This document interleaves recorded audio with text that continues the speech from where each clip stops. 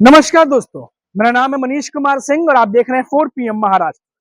दोस्तों, महाराष्ट्र में एक सुगबुगाहट तेज है कि क्या अब एकनाथ शिंदे की छुट्टी करने वाली है बीजेपी।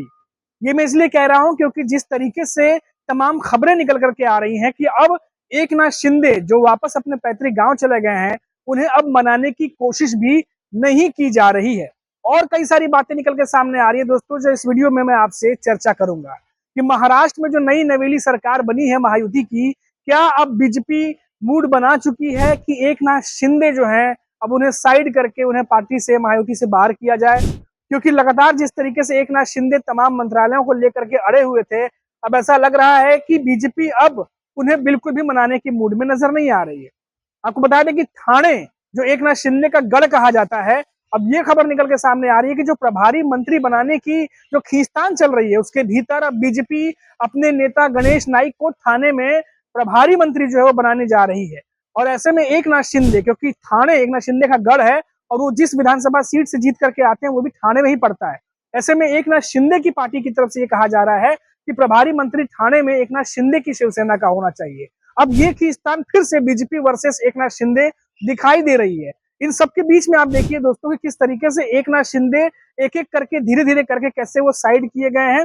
और वहीं अगर अजीत पवार की बात करें तो अजीत पवार और भी ज्यादा देवेंद्र फडणवीस के नजदीक आ गए हैं। देवेंद्र फडणवीस आए दिन उन्होंने तो हाल में ये भी कहा था कि अजीत दादा पवार जो है वो जल्द ही सीएम भी बनेंगे। और साथ ही साथ हमने ये देखा कि अजीत पवार बिना किसी शर्त के या बिना किसी बात के खुल करके बड़े प्रेस कॉन्फ्रेंस में समर्थन करते हैं और कहते हैं मैं डिप्टी सीएम का पोस्ट है जो शपथ है वो लेने जा रहा हूँ।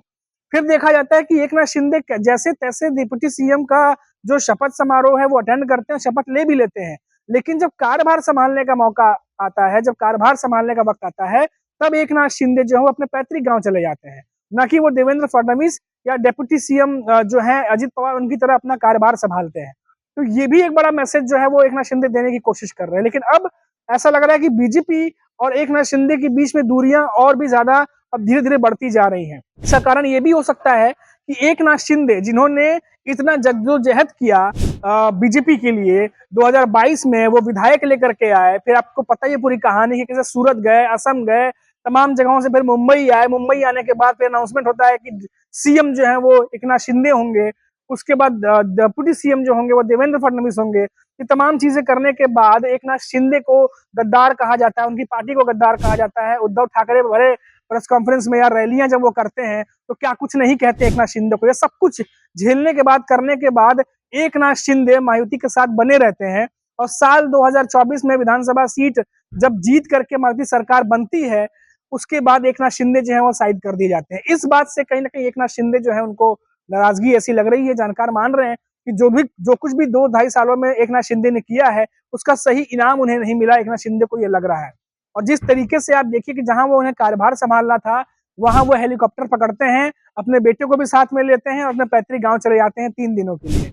अब ये जो तमाम घटनाक्रम है, इसके बीच में आप देखिए कि उद्धव ठाकरे जो है वो पहुंच जाते हैं देवेंद्र फडणवीस से मिलने के लिए, और दोनों के बीच में फिर मीटिंग भी होती है। और उसके बाद हम देखते हैं कि तस्वीरें भी सोशल मीडिया पे आती हैं।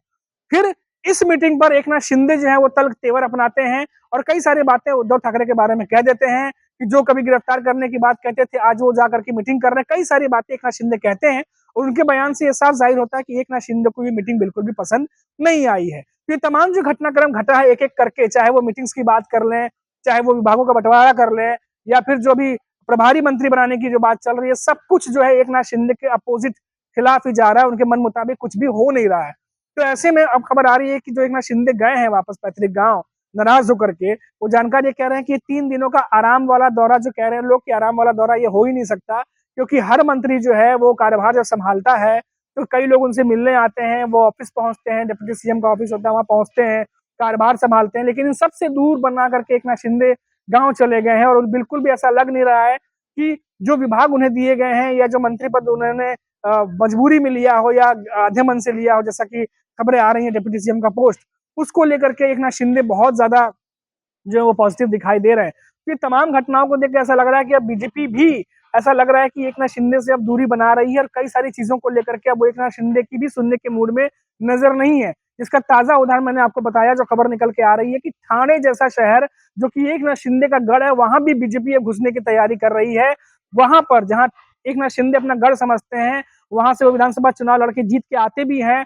अब वहां पर बीजेपी प्रभारी मंत्री अपना यानी गणेश नाइक को बनाने की प्लानिंग कर रही है, और इसका जो है एक तरीके से कह सकते हैं कि इसके खिलाफ एकनाथ शिंदे के पार्टी के नेता ये कह रहे हैं, ऐसी खबरें हैं कि वो चाहते हैं कि एकनाथ शिंदे की जो पार्टी है उनके प्रभारी मंत्री वहां से बने, क्योंकि ठाणे जो है वो एकनाथ शिंदे का गढ़ माना जाता है, शिवसेना का गढ़ माना जाता है। लेकिन अब क्या ऐसे में बीजेपी उनकी बात मानेगी? क्योंकि धीरे धीरे सीएम पद भी बीजेपी के पास है, गृह मंत्रालय भी बीजेपी के पास है, उसके अलावा कई सारे विभाग, राजस्व विभाग भी बीजेपी के पास है।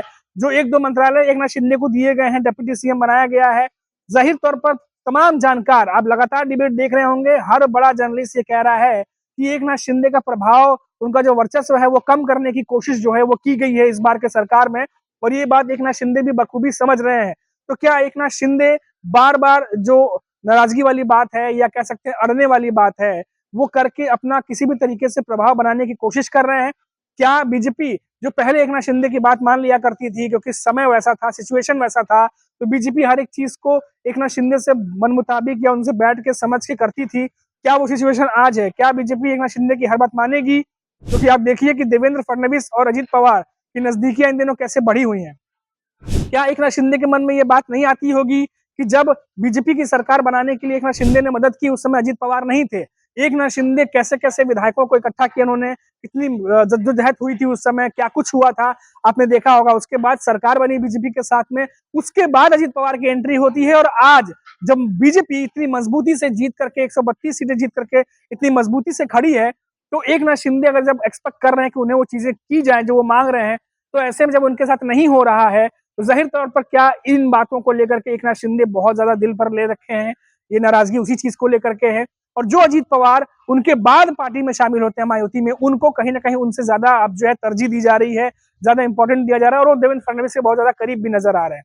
और हाल ही में हमने देखा कि देवेंद्र फडणवीस कई बार अजीत पवार की तारीफ करते भी दिखाई दिए, जहां वो एक तरफ कहते लगातार कहते रहे कि एकनाथ शिंदे जो है वो जज्बाती हो जाते हैं, लेकिन अजीत पवार जो है वो व्यवहारिक राजनीति करते हैं। तो व्यवहारिक मतलब संतुलन बना करके देवेंद्र फडणवीस जैसा चाहते होंगे वैसा कर लेते होंगे आगे पीछे देवेंद्र फडणवीस के हिसाब से। लेकिन एकनाथ शिंदे क्योंकि वो जज्बाती होते हैं, अड़ जाते हैं, क्या इस संदर्भ में उन्होंने बात कही थी, ये भी समझने वाली बात होगी। लेकिन अभी हाल ही में कहा कि सीएम बनेंगे दादा जल्दी, तो ये जो नजदीकियां हैं, इसको ये माना जा रहा है कि देवेंद्र फडणवीस अब कहीं ना कहीं अजीत पवार के ज्यादा नजदीक होते जा रहे हैं, और एकनाथ शिंदे और देवेंद्र फडणवीस के बीच में कहीं ना कहीं दूरियां जो है वो बढ़ती जा रही हैं। और इसी चीज को लेकर के ये जो तमाम खबरें आ रही हैं कि एकनाथ शिंदे और बीजेपी इनका आपस का जो गठबंधन है वो कितना लंबा चलेगा, इस पर भी जो है जानकार अब सवाल खड़े कर रहे हैं। क्योंकि जो कुछ भी घटनाक्रम घटा है, जाहिर तौर पर दोनों के मन में तो बातचीत होगी ही, लेकिन ये देखना दिलचस्प होगा कि जब एकनाथ शिंदे वापस लौटेंगे, कार्यभार संभालेंगे, या फिर क्या उनका फैसला होगा, अपने आप में ये देखना दिलचस्प होगा। और जो भी कुछ अभी चल रहा है, क्या ये आने वाले समय में इसका असर कम होगा या ये असर और बढ़ेगा, तो ये भी देखने वाली बात होगी। लेकिन सबसे बड़ा सवाल ये कि क्या आने वाले राजनीति में अगर ऐसा ही चलता रहा, तो बीजेपी ने मनाना तो बंद कर दिया है, तो क्या आने वाले समय में बीजेपी एकनाथ शिंदे को मायावती के जो गठबंधन है उससे बाहर भी कर सकती है? क्या एकनाथ शिंदे भी अपना नाता तोड़ सकते हैं? ये भी अटकलें अब लगाई जाने लगी हैं। अभी के लिए इतना ही। आप देखते रहिए 4PM महाराष्ट्र। नमस्कार।